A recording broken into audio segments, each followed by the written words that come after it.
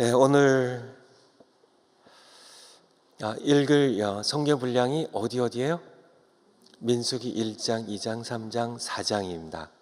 그래서 민수기 1장은 오늘 새벽 예배에서 함께 하나님의 말씀을 들었고, 또 여러분들이 1장, 2장, 3장, 4장을 읽으셨을 텐데, 오늘 주요 예배는 예배가 두 번이어서 4장에 있는 말씀으로 함께 하나님의 말씀을 듣고 우리가 기도하는 시간 갖겠습니다.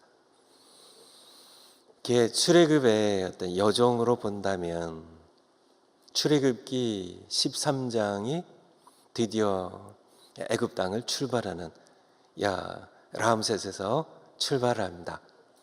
14장에는 홍해를 건너요. 15장에 가면요, 홍해를 건너서 처음 어디에 도착하죠? 마라에 도착하죠. 그래서 물이 써서 불평하다가 하나님께서 단물로 바꿔주시죠. 그리고 마라에서 떠나서 어디 도착하죠? 종려나무 70그루와 샘 12개가 있었던 엘림에 도착합니다. 15장까지죠. 16장에 가면요, 신광야에 도착합니다. 신광야에서는 하나님께서 무엇을 주세요? 거기에서 비로소 만나를 주기 시작하십니다. 17장에 가면 르비딤 평지 도착하고요, 거기서 어떤 족속과 아말렉 족속과 출애굽 후 첫 전쟁이 치루어지게 되죠. 그리고 도착한 곳이 19장 1절에 보면 어딜까요? 시내 광야예요.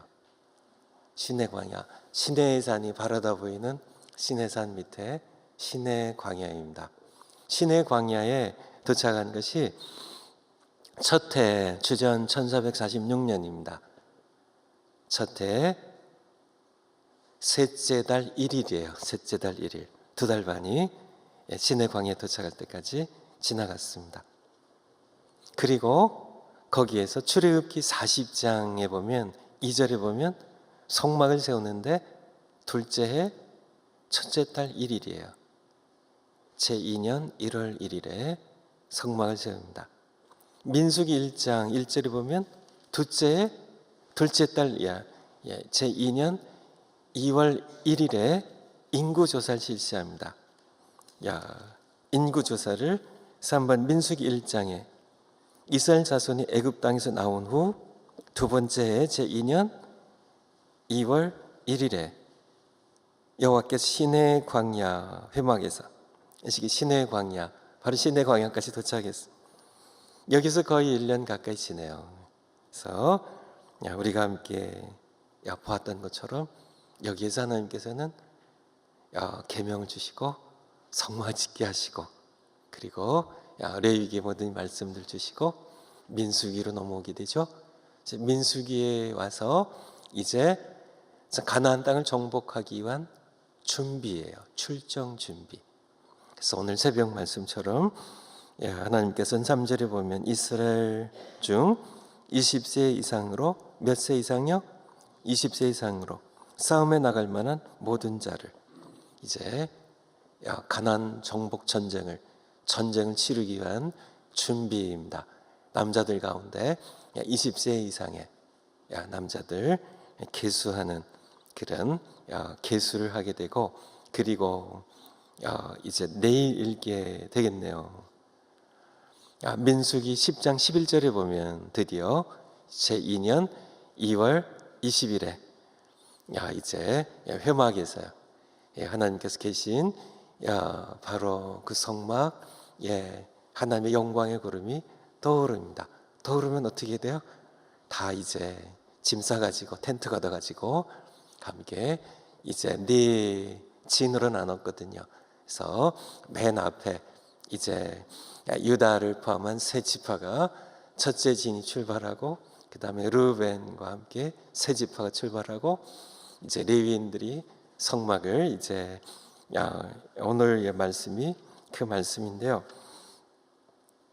이제 진행할 때 15절에 보면 4장 15절에 보면 진영을 떠날 때 이제 그 가운데 한복판에 이제 레위인들이 각각 이 지파에 따라서요, 고핫 자손들, 무라리 자손들, 게르손 자손들이 각자 맡은 것들이 있어요.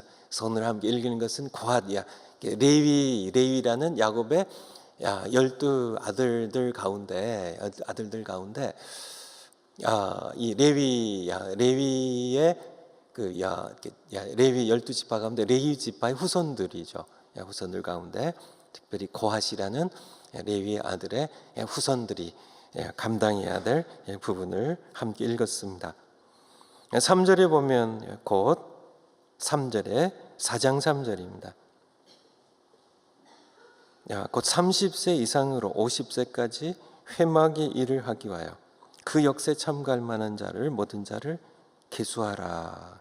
4절에는 그들이 할 일에 대하여 5절에 진영이 진행할 때에 아론과 그 아들들이 들어가서 칸 막는 휘장을 걷어 증거궤를 덮고,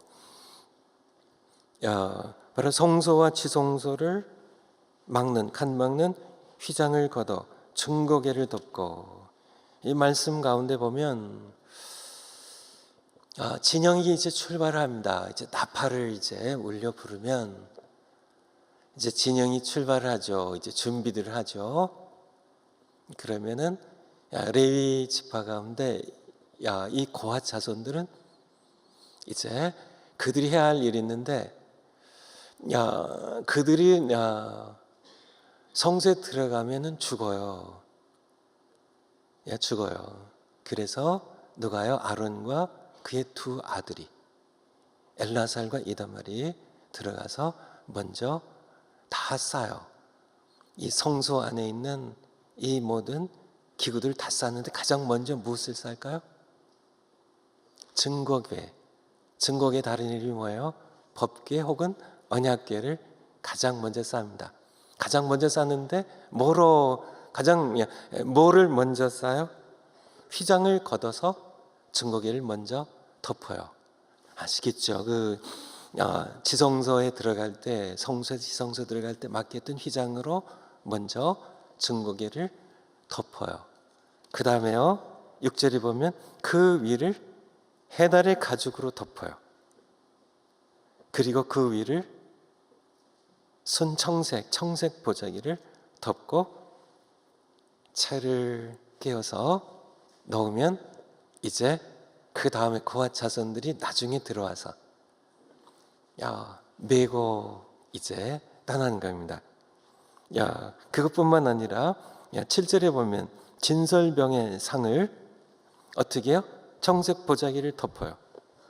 그리고 그 위에 대접들과 숟가락과 여러 잔들을 두고, 또 항상 진설하는 진설병을 그 위에 두고 청색 보자기를 편 다음에 그릇들을 다 거기다 놓고 홍색 배자기를 그 위에 다시 펴고, 8절에 그것 위에 해달의 가죽을 덮은 후에 그 다음에 이 떡상이라고 하는 진설병을 진설하는 이것을 또 이 고리에 채를 깨고 메고 가는 겁니다. 누가 메고 가요? 덮는 것은 누가 하고요? 아론과 그의 아들들이. 메고 가는 것은 고핫 자손들이. 그런 말씀들입니다. 9절에 보면 금 등잔대 청색 보자기를 덮고 해달의 가죽 덮개를 덮고, 11절에는 금제단 쓰니 분향달 가리키는데요, 청색 보자기를 펴고 해달의 가죽을 덮고 추를 깨고 이렇게 다 준비해 놓으면 이제 15절에 진영을 떠날 때 아론과 그의 아들들이 성소와 성소의 모든 기구를 덮는 일을 마치거든. 성소와 성소의 기구들을 덮는 것은 누가 하나요? 아론과 그의 자손들이. 그렇게 끝난 후에 고핫 자손들이 비로소 와서 이제 메고 이제 출발하는 겁니다.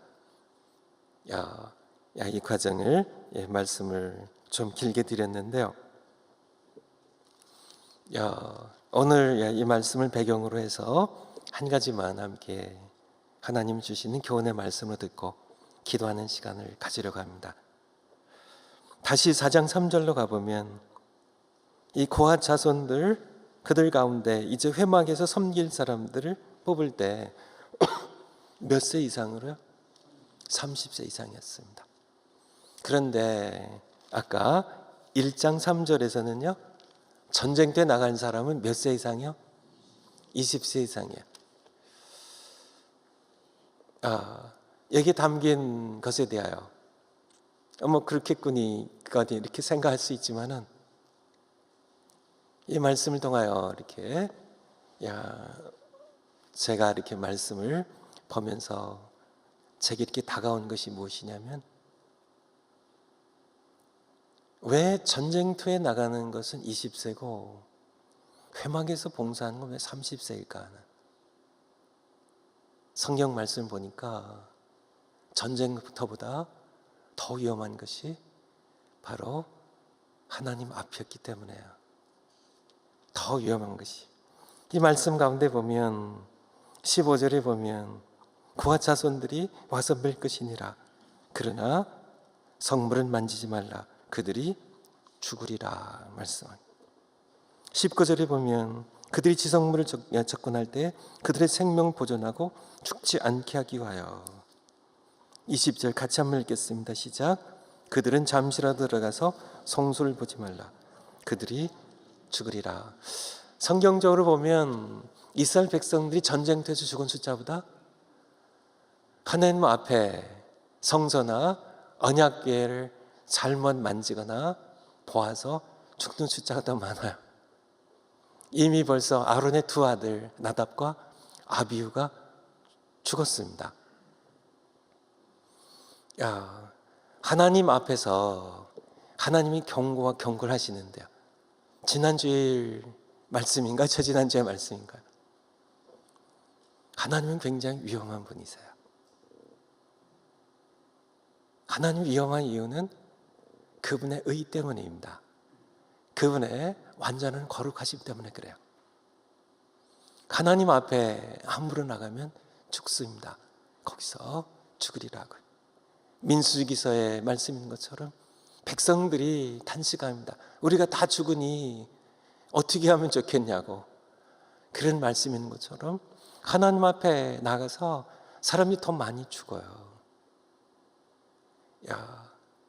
사무엘상 4장에 보면 블레셋과의 전쟁이 있습니다. 엘리 제사장 시대죠. 이스라엘 군대가 블레셋 군대에 패합니다. 이스라엘 군대가 한 가지 생각을 냈습니다. 그 아이디어가 뭐예요? 성소에서 언약궤를 가져오자는 겁니다. 그래서 실제로 그 성소에 언약궤를 가지고 왔어요. 전쟁을 치렀는데 어떻게 됐죠? 대패했습니다. 그 앞에보다 완전히 대패를 했어요. 그래서 엘리 제사장의 두 아들 홈리와 비나스도 죽임을 당하고요. 이스라엘 군대 엄청난 숫자가 죽임을 당하고 하나님의 언약궤를 빼앗깁니다. 블레셋 군대는 전리품으로 의기양양하게 하나님의 언약궤를 가지고 갔죠. 얼마나 무서운지 모르고. 그들이 가지고 가서 5장에 보면은 어디에 두었나요? 그들의 신인 다곤 신전에 언약궤 갖다 놨습니다. 아침에 보니까요, 다곤 신전에 다곤 신의 우상이 쓰러져 있어요. 그래서 다시 세워놨죠. 다음 날 보니까요, 아예 다곤 신의 머리가 다 끊어지고 팔다리가 다 부러져서 다 엎드러져 있습니다. 그때부터 하나님께서는 이 블레셋의 이 성의 첫 성은 아스도 성인데 강한 전염병을 돌게 하십니다. 성경적인 표현에 의하면 독한 독종이라고, 지독한 독종이 발하게 하셔서 수많은 사람들이 죽임을 당합니다. 얼마나 지독하게 고통스러운 이 독종인지 사람들의 괴로움의 부르짖음이 하늘에 닿을 만큼. 그래서 견디다 못해서 이 언약궤를 블레셋의 다른 성 가드로 옮깁니다. 이제는 가드가 당합니다. 수많은 백성들이 이 전염병으로 사람들이 죽어가고 독종에 시달리니까 그 고통과 원한이 사무쳐가지고 다시 에그론으로 옮기는데요. 에그론 사람들은 오면서부터 이제 막 부르짖기 시작합니다. 우리 다 죽이려고 하냐고. 그래서 그들이 의논한 결과 다시 하나님 언약궤를 다시 돌려보내자고. 그들이 감당할 수 없는 언약궤를 감당할 수 없는 것이 아니라 그 언약궤와 함께 하시는 하나님은 그렇게 두려운 분입니다.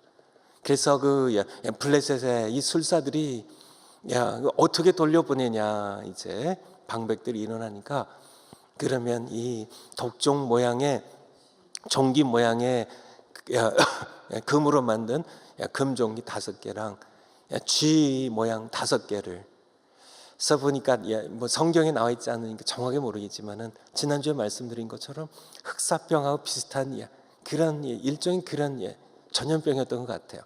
쥐의 모양을 만들고 그래서 흑사병이 이렇게 독종들이 툭툭 불거져 나와서 그리고는 시커멓게 모든 살과 피부들이 괴사되면서 썩어져 죽어가는 그런 모습으로 그들은 고통을 당했고, 그래서 금쥐 5개랑 5성이거든요. 블레셋 5성에 각 성에 이 속죄를 위해서, 그리고 금독종 5개 모양을 만들어서 새끼 낳은 그런 암소 둘을 끌어다가 새끼는 집으로 돌려보내고, 벳세메스로 가는 길에 수레에다가 이 언약궤를 싣고 암소로 가게 하죠. 곧장 벳세메스로 가면 이 모든 재앙이 이스라엘 하나님 만군의 여호와 그분께서 내리신 것이라고 서서가 곧장 가게 되는데, 하나님은 감당할 수 없는 분입니다. 벳세메스에 도착했을 때 벳세메스 사람들이 그 언약궤를 보게 되죠. 를 들여다보게 되는데요. 그리고서 하나님께서 그들을 또 치셨습니다. 그래서 죽은 숫자가 성경적으로요, 히브리 성경에 남아있는 그 원본의 숫자로는 5만 70명이고요. 우리 70인역에 의하면은 70명으로요. 그래서 어느 숫자가 맞든지 하나님께서는 참 그렇게 하나님을 두려움 없이 함부로 대하는 그런 사람들. 사무엘상의 5장 6장이고요. 사무엘하 6장에 가보면 다윗이 왕이 되죠, 후일에. 그래서 하나님의 언약궤를 이제 다윗성으로 이제 옮기는 과정에서 먼저는 아비나답의 집에 있었는데요, 새 수레에다가 싣고 오게 됩니다. 근데 오늘 읽은 것처럼 어떻게 되나요? 이것은 휘장으로 덮고 해달의 가죽으로 덮고 그 위에 청색 보자기로 덮어서 이 레위인들, 고한 자손들 레위인들이 메고 옮겨야 됩니다.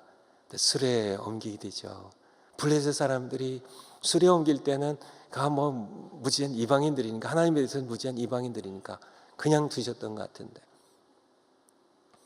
다윗이 옮길 때는, 그때는 하나님께서 소가 뛰게 되고 언약궤가 수레에서 떨어지려고 할 때 아비나답의 아들 우사가 탁 막는데요. 그거는 잘한 것 같은데 그도 하나님께서 쳐서 죽입니다. 시바로 하나님은 참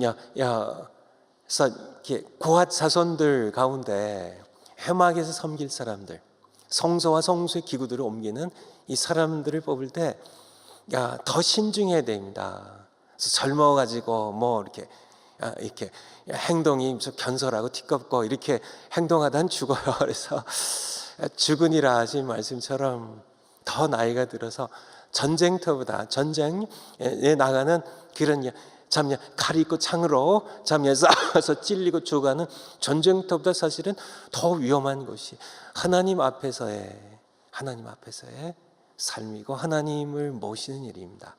그것이 성경에서 우리에게 주신 말씀이에요. 예수님께서도 마태복음 10장 28절에 보면 그런 말씀하고 계시죠. 너의 몸만 죽이는 사람들을 두려워하지 말라고. 너의 몸뿐만 아니라 너 영혼도 죽여서 지옥에 던지실 수 있는 그분 한 분만을 두려워하라고. 시바로 잠언에서 우리에게 말씀해 주신 겁니다. 하나님을 경외하는 것이 지식의 근본이라고. 제가 앞서 설교에서도 말씀드린 것처럼 오늘날 너무 하나님 앞에 우리가 하나님을 섬기는 것도, 하나님 앞에 범죄하는 것도 너무 경솔하게 범하는 그런 시대를 우리가 살아갑니다. 그 이유는 이해가 됩니다. 예수님 때문이에요. 예수님은 참 예수님의 이름으로 예수님의 벌을 의지해서 우리가 하나님 앞에 우리가 히브리서 10장 말씀처럼 예수님의 피를 힘입어 성소에 나갈 담력을 얻었나니 한 것처럼 자 하나님 앞에 나가 말씀드린 것은 즉사입니다. 우리는 참 맨몸으로 태양에 다가가는 것이 차라리 낫죠. 세상에 어떤 두려움이 있어도 그거 비교할 수 없는 그런 하나님 앞에 예수님 없이 나가는 것은 그것은 참 가장 위험한 일입니다. 가장 위험한 일이에요. 바로 과거에는 예수님의 모형인 예수님의 가피인 좀 어떤 그런 양이나 염소나 송아지 피를 의지해서 나갔지만 그것도 예수님의 모형으로 예수님의 보혈에 덮어주시는 속죄의 은총이 있었던 거죠. 우리도 그렇게 속죄함을 받은 제사장만이 그러니까 위임식을 그렇게 거행한 제사장만이 볼 수 있도록 그렇게 허락하신 임시 하나님의 길이었고요. 우리 시대는 예수님 이 땅에 다녀가셨기 때문에 예수님 때문에 우리는 예수님 우리 요즘에 우리 한국이 지금도 개성공단을 이렇게 폐쇄를 한다 그러네요. 그래서 여러 가지로 긴장감이 많이 고조되고 참 많이 그런 일들이 북한이 이제 핵 실험을 하고 또 장거리 미사일 실험을 하는 여러 과정을 통하여 그런데요. 핵 우산이라는 것이 있죠. 미국이 우리나라에 핵 우산을 제공한다고. 핵으로 공격할 때 미국이 그 핵을 막아주는 우산 역할을 해주겠다는 겁니다. 그래서 미국이 우산으로 딱 받쳐지면 되니까 우리 남한은 핵 무기 만들지 말라고 핵 우산의 협정에 가입이 돼 있죠. 어떤 그런 핵 우산이에요. 맞습니다. 하나님께서는 핵무기보다 더 무서운 분입니다. 핵무기가 아니라 핵무기의 할아버지라도 감당할 수 없는 분이세요. 핵 우산이 아니라 어떤 우산도요, 종교라는 우산도요, 어떤 우산도 하나님의 진노하심 앞에, 하나님의 의 앞에, 하나님의 영광 앞에, 하나님의 거룩하심 앞에 어떤 인간의 선행도, 어떤 인간이 만든 종교도, 어떤 인간의 파워도 그것을 막아낼 수가 없어요. 가장 위험한 겁니다. 참 세상의 사람들은 불의해서 위험하지만은 하나님은 정반대입니다. 하나님의 의가 완전하시기 때문에 그분의 의 때문에 우리가 죄인으로서 우리가 감당할 수 없는 그분의 의 때문에 그분은 가장 위험하신 분이세요. 그것을 막아 주신 것은 오직 예수님이신데요. 그래서 예수님께서는 그렇게 우리 죄를 지고 십자가에 빌려 죽으신 겁니다. 하지만은 우리는 또 역으로요. 그 예수님의 보하심, 예수님이 하나님의 모든 진노를 막아주신 예수님의 우산이 워낙 안전하기 때문에요. 그 우산 밑에 있으면서 우리는 어느덧 또 스포일돼서요. 하나님을 너무 두려워하지 않는, 하나님을 두려워할 줄 모르는 그런 시대에 우리가 또한 살아가고 또한 있어요. 그러므로 우리가 오늘 말씀 우리가 함께 보면서 정말 이들이 고아 자손뿐만 아니라 모든 레위 지파의 사람들이 또 레위 지파 가운데도 이 아론의 아들들이 어떻게 그들이 하나님 앞에서 행동했는지 이 말씀이 담고 있는 것 참 함께 우리가 쭉 읽어갔는데요.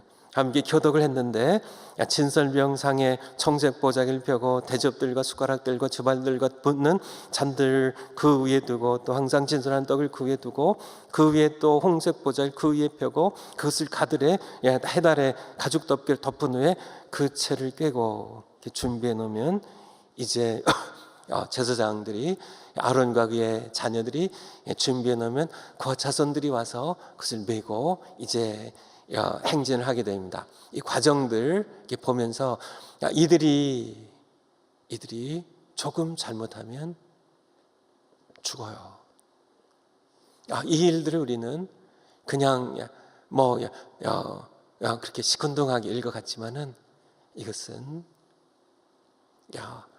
참 우주의 창조자이시냐, 우주보다 크시냐, 우주도 작은 피조물에 불과한 이 영광의 하나님입니다. 지극히 높으신 이여. 저 말씀드린 것처럼 이 피조 세계, 보이는 세계가 보이지 않는 모든 만물 가운데 홀로 뛰어나신 한 분 거룩하신 구별되신 이 하나님을 모신다는 것이 얼마나 두려운 것인지, 이들이 얼마나 조심해야 했는지요. 단 한 번이라도 잘못한다면 그들은 죽었습니다. 우리가 이것을 계속 예수님 때문에 반복하진 않지만은 여기에 흐르는 이 원칙과 정신들은 우리가 살려가야 한다는 얘기예요. 여기에 있는 하나님을, 우리가 하나님이 참 예수님 안에서 우리를 너그럽게 대하시고 용서하시고 참 우리를 지극히 사랑하시지만은 그럼에도 불구하고 우리는 그것을 너무나 당연시 여기거나 참 예수님 때문에, 예수님의 우산에서, 예수님의 보호 때문에, 예수님께서 그의 속죄의 보혈로 우리를 덮어주셔서 우리가 안전하다고 해서 우리가 하나님 앞에 나아가거나 하나님을 대할 때 함부로 대하거나 경솔하게 대하거나 하는 것은, 그것은 이치에 어긋나는 잘못된 것임을, 하나님을 두려워할 줄 아는 것, 하나님을 두려워할 줄 아는 것, 그분은 두려우신 분입니다. 우리가 딱 두려워할 분이 딱 한 분이 계신데요, 이분을 두려워할 줄 아는 것이 지식의 근본이에요. 우리 신앙의 가장 중요한 것입니다. 이분을 두려워하게 되면 다른 것이 다 두렵지가 않아요. 죽음도 두렵지 않습니다. 실패도 두렵지 않아요. 가난도 두렵지 않아요. 참, 어떤 것도요, 나를 위협하고 어떤 세력도, 이분을 두려워하는 사람은 이분의 보호 가운데 아무것도 두렵지 않을 수. 물론 우리가 연약하기 때문에 두려움도 있지만은 사실은 두려워할 필요가 없다는 얘기 말씀드립니다. 하지만 이분을 두려워할 줄 모르는 사람은 많은 것들을 두려워해야 되고요, 죽음도 두려워해야 되고요, 참 세상의 많은 것들을 두려워하면서 살아가야 된다는, 우리 신앙은 바로 오직 한 분, 홀로 구별되신 뛰어나신 거룩하신 한 분, 우리 창조자 하나님, 예수님 안에서 우리의 하늘 아버지가 되어주신, 우리의 삶을 여기까지 인도하시고 우리가 그분을 의지하고 그분의 우산에 피하기만 하면, 그분의 날개 아래 피하기만 하면 우리를 먹이시고 입히시는 그런 능력이 있으신, 사랑 많으신 우리 하늘 아버지를 한편으로는 경외하는 마음으로, 두려워하는 마음으로 그분을 섬기고, 다른 한편으로는 사랑하며 기쁨으로 섬기는, 이것이 함께 우리에게 동시에 있어야 됨을 말씀을 드립니다.